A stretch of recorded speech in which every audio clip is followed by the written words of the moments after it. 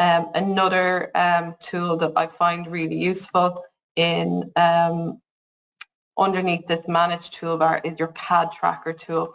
It's going to allow you to find and review all of the CADs that are linked or imported into your Revit models. So I've often come across situations where a CAD has been imported into a Revit model and it's been hidden in the view. Somebody's brought it in to trace over it and they've hidden it then and forgotten about it, and the view gets duplicated, and so the import gets duplicated, and that spirals through the model, and your models can get bloated over time then if you have too many imports in there.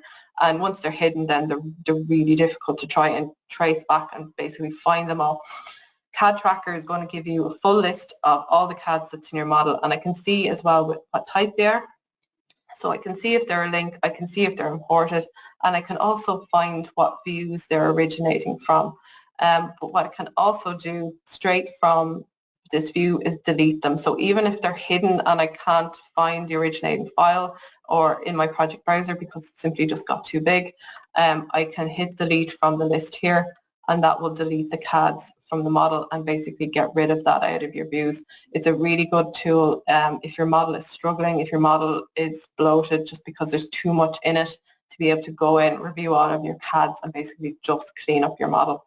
There are other tools in here for things like cross-checking shared coordinates. You can save out families, you can add images.